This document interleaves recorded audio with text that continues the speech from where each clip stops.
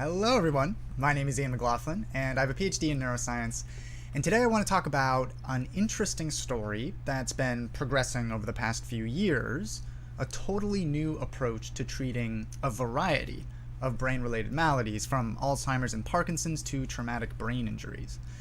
And when I say a new approach, I don't mean like a new form of medicine. This would be a largely normal medication. It's a molecule called ISRIB, which I honestly don't know. Do people call that ISRIB? I don't know, but ISRIB.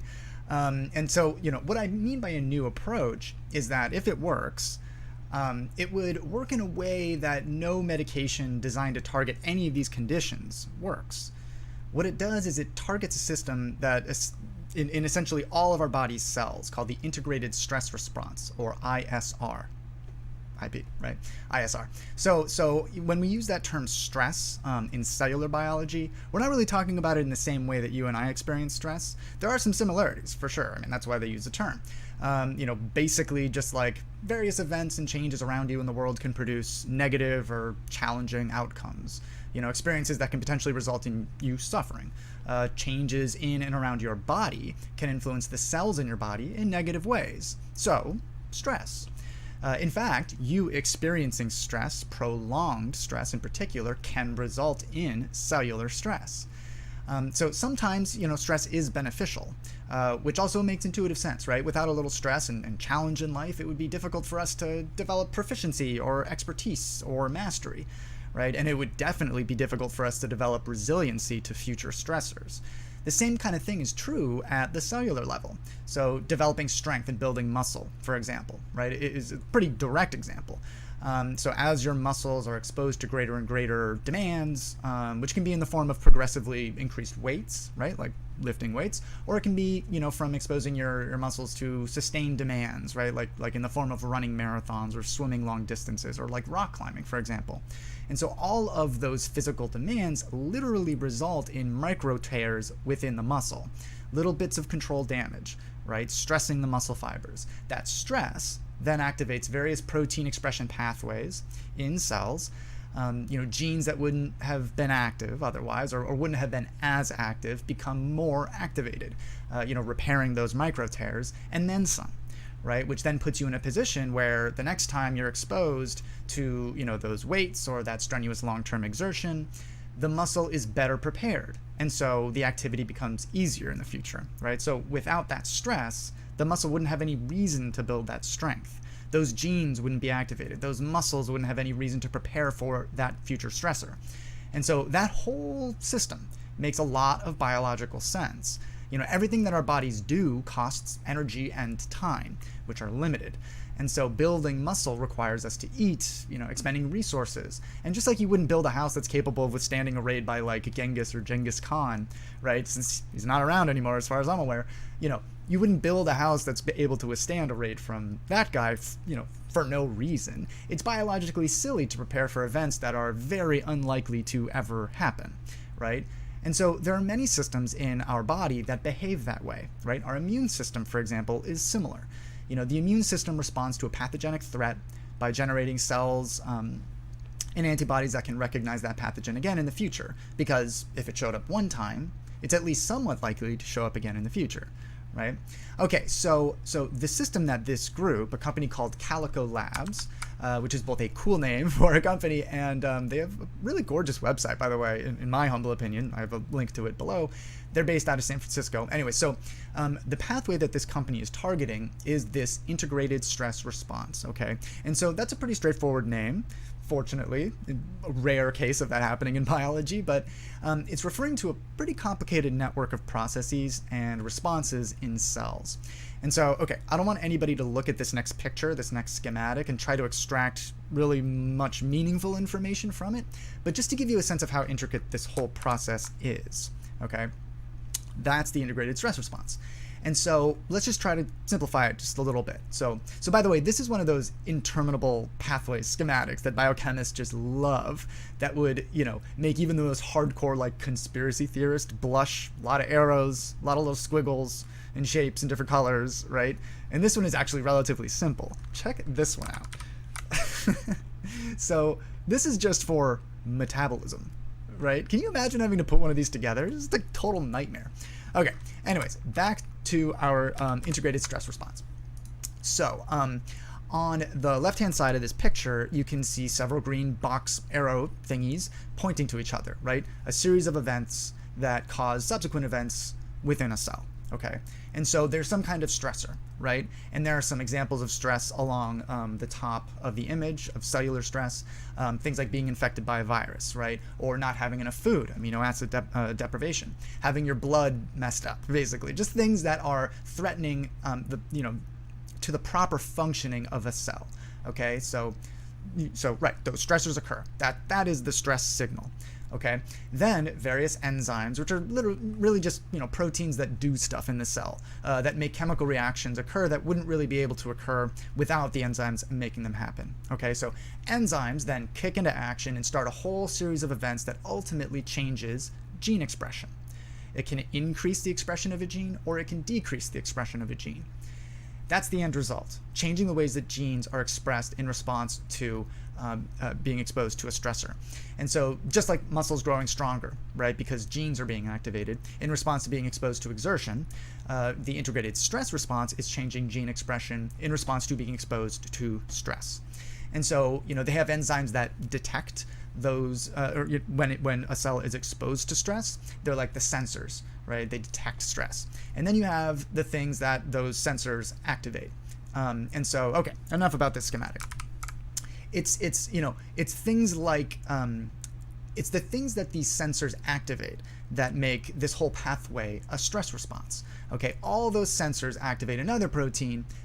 Well, I'll keep it up, I guess, so you can follow along if you'd like. So all those sensors activate another protein that then initiates changes in gene expression, okay? And so the end result is two main things. The cell stops generating as many proteins as it used to. That's number one. And then number two, a special set of other proteins within the cell snap into action, okay? They're like the SWAT team, or maybe like firefighters. Maybe that's a better, more appropriate. They snap into action, right? And they cause a similarly special set of genes to be expressed that aren't normally expressed in the absence of a stressor. And so when those genes are expressed, a whole bunch of things that work to protect the cell from whatever kind of stress it is become activated. And then, directly either repair the cell or stop the damage from continuing to occur. Okay, it's pretty amazing when you think about it, right? That not only did our very complex and versatile bodies and nervous systems evolve, right? But there are even systems that are exclusively devoted to protecting and repairing the body. Those systems evolved right along with the body, right? And it's more than just the immune system. It's pretty awesome. And this is just one of these types of systems. So for example, if you listen to Joe Rogan's podcast, or maybe Rhonda Patrick, whom he has on fairly regularly, or you're just interested in longevity, lifespan, improving your health and cognition in general, right? They regularly talk about similar types of pathways, not the same, but similar types of pathways in the body, specifically heat shock proteins. And so they're a different system, right? To be clear, they respond to heat, duh. But that whole system does very similar things. Right, when we're exposed to overly high temperatures, like in a steam room or a sauna or something like that, various special proteins are activated that are otherwise just quiet. And then those proteins work to repair any of a whole variety of damage that can occur in cells following exposure to high temperatures. And that whole heat shock pathway is also associated with longevity. Anyways, that's a story for another day. It's a cool story that we might be able to exploit to live longer and healthier. So anyways, back to the integrated stress response. Okay, there's a great article in MIT Tech Review, which is a magazine, from the Massachusetts Institute of Technology, one of the most famous science and engineering and math institutions in the world. It's a magazine that they put out. So there's this great article that covers this recent work at Calico, right, that targets this pathway. And I have a link to all of those things down below, and so I'm also including a link that describes both this molecule, ISRIB, right, as well as the whole integrated stress response pathway, and the article is open source, so no paywall, in other words. So the MIT Tech Review article highlights the fact that one scientist in particular, Carmela Sidrowski, they highlight her work. And so Dr. Sidrowski, while working in an academic lab at UC San Francisco, honed in on this particular molecule. And she did so more than 10 years ago. So to be clear, this is a drug candidate that originated in an academic lab. But now that company, Calico Labs, has been more thoroughly pursuing it since about 2015. And so I think it's worth acknowledging that Dr. Sadrowski has a pretty compelling personal story that I think is worth reading for people both inside and outside of science. A lot of personal tragedy and challenges. And I don't know, I certainly found it encouraging. And so anyways, I have to imagine that, since this article in MIT Tech Review just came out, I have to imagine that they're maybe getting ready to move forward, the company, and more directly, attract some investment, right? And so the company has announced some human safety trials for other drugs that target the same pathway, this integrated stress response pathway, in similar ways. And they announced those in February, so pretty recently, which is interesting for a few reasons. So first, it suggests to me that this company has invested quite a bit on this approach to confronting diseases by intervening via this pathway, the integrated stress response pathway.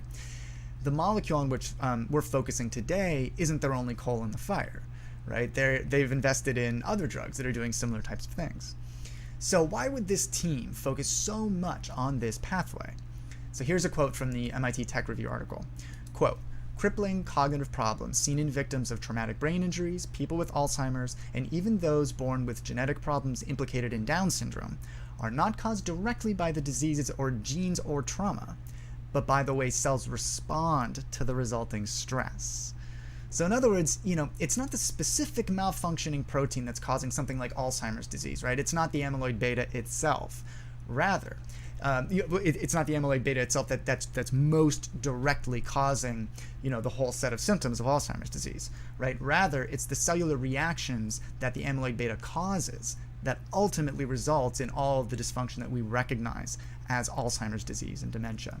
And so this is actually a concept that's not all that dissimilar from the whole concept of the cytokine storm that's become fairly prominent, about a year and a half ago, right? Where a person's own immune system is actually the primary cause of damage to the body rather than the pathogen that's causing the immune reaction, right? It's not necessarily the pathogen, or not only the pathogen, but the immune system itself is causing, sort of ravaging the body. That's a cytokine storm. So it's sort of like if someone were to be in the process of shoplifting, right? The cashier calls the police end up calling in a military force, which then ends up shelling the whole store, right, in an effort to take out that one shoplifter, right? So, in other words, the response is dramatically disproportionate. The response causes far more damage to the store than the original shoplifter ever could. And so, same idea here, right? Perhaps it's not the presence of the various dysfunctional proteins like amyloid beta and neurofibrillary tangles in the case of Alzheimer's disease, but rather the cellular reactions that their presence induces. And if those reactions aren't, necessary to a person living in otherwise a normal life, functional life, if you can just prevent that military force from being called in, right, the store will still be standing despite the shoplifting, right? And so, that's sort of the basic idea here. Slow things down a bit at a cellular level. And that's the fundamental concept behind that ISRIB molecule on which they're focusing here, right? It interacts with that pathway, that integrated stress response pathway, and it prevents stress from basically shutting down all of, the genetic activity in the cells. Not all of it, but a lot of it. And so this actually probably makes some intuitive sense. So imagine you're trying to read a book or watch a TV show, or maybe just cook yourself some dinner, right? You're in your kitchen, happily preparing your food, whatever it is. All of a sudden somebody barges in and starts loudly singing a song, right? Not a particularly good song, not a song you like, right? Okay, you put on your headphones, no big deal. But then another person barges in singing a different song loudly. Okay, so you can sort of tolerate it, right? But they're starting to like physically get in your way, right? You can't get to your own knives and your bowls and your oven and stuff, but then another person barges in and they're singing a different song and dancing around and things are just getting chaotic, right? And then they all start shouting their songs, right? And now they're dancing together in a way that takes up way too much space, and it becomes basically impossible for you to cook anymore, right? And so you just stop trying to cook, right? Maybe you call the cops or something. Your goal is to resume cooking again, right? When they're out of your kitchen. But what if they never leave? Well, that's sort of the idea here at a cellular level. There's something going wrong caused by one or several of a variety of potential issues, and that thing causes the cell to stop doing what it would normally be doing. And so there are a couple solutions to this problem, right? First, you could try to forcibly remove those disruptive invaders preventing you from cooking, right? Second, you could try to just make them quieter and slow them down a bit, maybe move them out of the way. And then third, you could just make it so that your ability to cook is basically unaffected by them being there, right? And so that's sort of what the concept is here. Prevent these cellular disruptions, these stressors from impeding normal cellular function. All right, so after the kind of personal story that makes someone like me want to dive headfirst into lab work, right? Her story, Dr. Sadrowski's story, she ends up encountering a scientist with whom I briefly interacted when I started grad school, Mauro Costa Mattioli. And so this was several years before I'd ever met him, this whole story. But what he basically found when he was a postdoc was that when he worked with mice whose integrated stress response pathway was altered such that it wouldn't respond in quite the same way, they seem to generate incredible memory capabilities, right? Mice have pretty impressive memories for such little critters, right? But they obviously have limitations, and I didn't realize he'd done this work. This was literally like 3 or 4 years before I met him, which is kind of wild. Anyway, so, other folks in this whole orbit of scientists, in her orbit, Sadrowski, Costa Mattioli, they ended up testing out this molecule, ISRIB, and they found that it not only wasn't toxic, right, which is obviously important for any medication, wasn't toxic, but it also crossed the blood-brain barrier. So crossing the blood-brain barrier is a massive challenge when it comes to designing drugs, right? The blood-brain barrier is basically the part of our physiology that prevents the vast majority of molecules in the universe from crossing into our brain from our circulatory system, right, from our blood. And so that would suggest that it would be capable of not only interfering with this whole integrated stress response pathway throughout the body, but also in the brain. And then the group demonstrates that the molecule appeared to improve the memory of healthy mice. So not just mice that were confronting the types of things that cause conditions like Alzheimer's disease, but just confronting like the normal kind of age-related decline that, basically every animal in the universe faces when it comes to cognition and memory. So that's pretty compelling.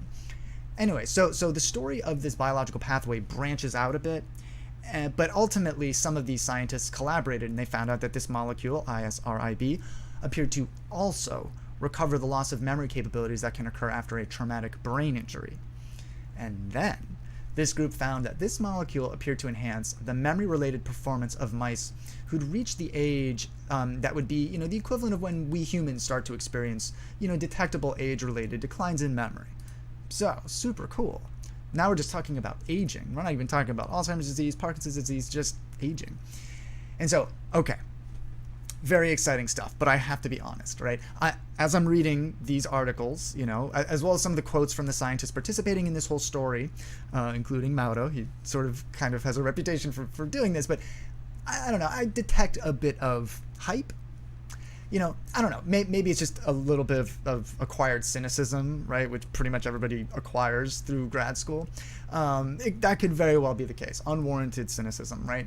But I just can't help but react with a bit of skepticism when I hear anyone, even when it comes to scientists that I know are brilliant and excellent, like Mauro, when they claim that any one molecule is capable of targeting disease states that range from Alzheimer's disease and aging, right, to traumatic brain injury. There are some similarities between these conditions, but not a whole ton. And so that said, this whole cellular pathway, right, the whole reason that I spent any time talking about, this whole situation in the first place, is that, it's one of those utterly fundamental systems within basically every meaningful cell in the body. And since we're talking about diseases that affect the types of cells in the body that are both some of the oldest in the body by the time that we're adults, right, they're some of the oldest cells in my 2.5-year-old daughter are going to be her neurons. And so, when she reaches my age, right? And so, we're also talking about one of the pathways within those cells that linger for a very long time that respond to essentially any kind of dysfunction or insult, right? Perhaps there's something to it. And so, even beyond my sort of reflexive, and given what I've seen, that's all it is. It's just reflexive, even beyond my reflexive skepticism towards these kinds of broad claims of efficacy. I can't help but consider what the broader ramifications of cutting the brakes on the cellular responses to stress might be, right? So this molecule, unless they're thinking that, or a molecule like it, unless they're thinking that it would be injected directly into the brain, which, once again, prevents various stress-induced reductions of protein expression from occurring. Like that's pretty much what it does. If they're thinking that this molecule would theoretically, be distributed through the whole body if it's taken orally or even intravenously, right? But maybe they're thinking that it would be injected into the brain. I'm not sure. But okay, so just imagine a scenario where someone is maybe in their early 60s, older, sure, but it's still totally functional by today's standards. But this person is starting to show signs of maybe some problematic decline, right? Cognitive decline, maybe indicative of something like the onset of dementia, perhaps. And as the evidence shows, if they're suffering the consequences of things that cause Alzheimer's disease or the byproducts of traumatic brain injuries, from when they were younger, if they're just now starting to show signs of the effects of those conditions or experiences, various cells in their brain are starting to have that integrated stress response pathway kick into action, okay? And so protein expression is inhibited in a variety of neurons, right? You're just getting fewer and fewer proteins being made just across the board. And now that they're a bit older, it's starting to become a problem for them, okay? And so, we try out this molecule that prevents the stress response from inhibiting protein expression, right? ISRIB or something like it. We successfully turn protein expression back on. That's awesome. But as we get older, the brain isn't the only part of the body that starts to act up, right? Cells throughout our bodies start to misbehave, accumulating errors in genetic expression, right? Most of the time, those errors are totally inconsequential. You don't even know that they're happening. And they don't happen all the time, but as we get older, they happen more frequently. Systems within our cells that work kind of like the whole integrated stress response pathway, right? Those other systems respond and either correct those errors or just prevent those errors from generating a problem, right? They just get rid of the dysfunctional protein or they correct the manufacturing of the protein. Chaperones are what those are called. But anyways, however, when the system that puts the brakes on the thing that's producing those errors are cut and the errors are just being sort of cranked out, building up as fast as they would, when we were children and growing at like a mile a minute, I can't help but imagine there might be some possible negative consequences, some possible ramifications. And so one obvious consequence, and if it's occurred to me, I'm 100% certain that it's occurred to scientists as brilliant as Dr. Strzelecki and certainly Mauro Costa-Mattioli, but one potential consequence would be that cells throughout our bodies that are misbehaving in a way that could ultimately develop into disease states might be amplified, right, rather than inhibited, which is what the integrated stress response pathway fundamentally does. So, as I think about this, there's a book that my parents used to read to me when I was a baby, which naturally I got from my baby. And there's a particular part of the book, it's really like the lesson in the story, that perhaps illustrates what I'm talking about better than I could describe, okay? It's a book called Stregonona, or Stregonona. And so you can tell, you can probably tell I'm raising a tiny human, right? That's where my brain went, to Stregonona. But, similar concept here, okay? So the idea is that there's this magical pot, okay, in this tiny town in Italy, that this magical pot that can produce an infinite amount of pasta, okay? Stregonona happens to know exactly what needs to be done to produce exactly the needed amount of pasta to feed her whole town. But then this youngin', right, tries to use her magical pasta pot, but doesn't activate all the necessary mechanisms on the pasta pot, right? And so he almost completely destroys the village with pasta. And so that's what you're saying there. And I know this is sort of a tortured comparison, I can't help it, but same kind of idea here, right? If you cut the brakes that are normally always there, right, from cradle to grave, right? From the beginning of your life, they're always there, these mechanisms. It's pretty difficult to anticipate what might happen in all kinds of wild ways. All kinds of like wacky proteins might be expressed at totally absurd levels. And so, once again, I am about 100% certain that they've absolutely considered this or had to answer that question. And, I don't know what their intended solution is or if it is a problem. Maybe it's not. But at this level, I'm 100% certain that they've at least had to answer this question when giving a talk at a different university, or to whatever, investors or something, investors who know biology. But all that said, it's super fascinating and exciting, okay? Because there really aren't any new compelling treatments for dementia or traumatic brain injuries, or really most brain-related conditions, right? Aducanumab or Aduhelm is a whole different story. I don't know if anybody's interested in Alzheimer's disease research or new medications or biomedical science. Look into Aducanumab if you haven't. Just a chaotic story. But anyways, even Aducanumab isn't a particularly compelling new medication for Alzheimer's disease, right? We've basically been in stasis for decades when it comes to treating Alzheimer's disease. And so this is definitely something that I'll be tracking, right? Particularly since it's a whole cellular pathway that I haven't seen targeted by any medications to date. And when I was starting graduate school, what I thought my actual thesis was going to be on, which it didn't end up focusing on this, was a similar pathway. Not this one, not the integrated stress response pathway, though I suspect it is active, it's involved. I was working on the ubiquitin proteasome pathway, which is a way for cells to sort of like flag a problematic protein, or anything really, flag it for deletion, flag it to be destroyed by the proteasome. So I was working on that as potential new treatment for Alzheimer's disease. And I just didn't end up focusing on that project. But from my perspective, when it comes to developing effective treatments for something as complicated and difficult to treat as Alzheimer's disease, it's almost certainly going to have to be a pathway like this one, right? Or a pathway like the ubiquitin proteasome system. The problem is that targeting those systems is incredibly difficult because they're way more complicated than just binding one single receptor, right? Which is what the vast majority, or binding one single protein, which is what the vast majority of medications do. So I'll be keeping an eye on this. Hopefully you will as well.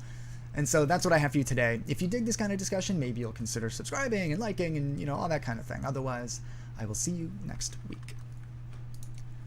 Hey Scott, thanks for hopping in. Watchmaker, good to see you. Scott says scientists falling victim to clickbait style writing. You won't believe what this one medicine can do. Number 5 will blow your mind. Yeah, what they don't want you to hear about. Yeah.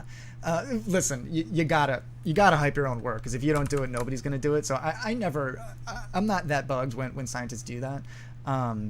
But it, you just have to keep that in mind, right? When you're reading some of these headlines, particularly a company, right?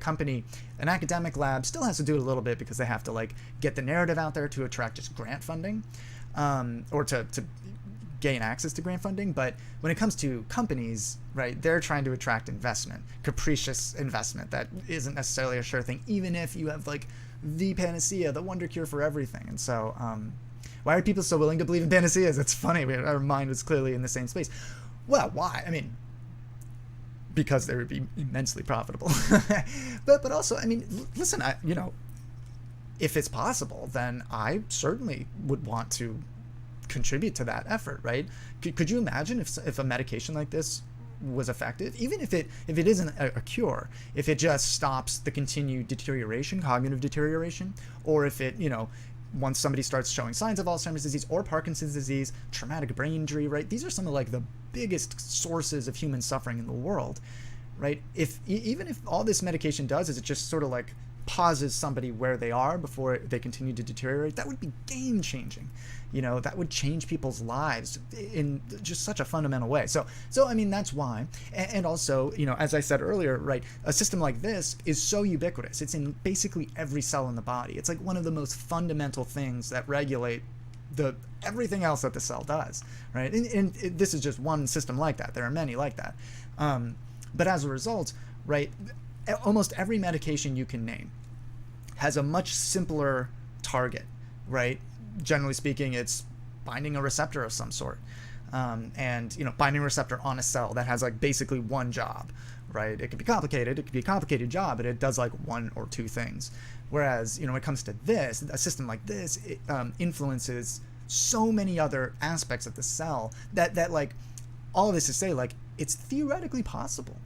And I should note again that they do have pretty impressive preclinical evidence, meaning evidence with working with mice. And so I suspect you, I do have that sort of instinctive, like, oh, come on, please, right, reaction, no matter what. Because this isn't the first time that somebody's made this kind of claim, particularly in the whole, like, longevity, cognitive improvement kind of world.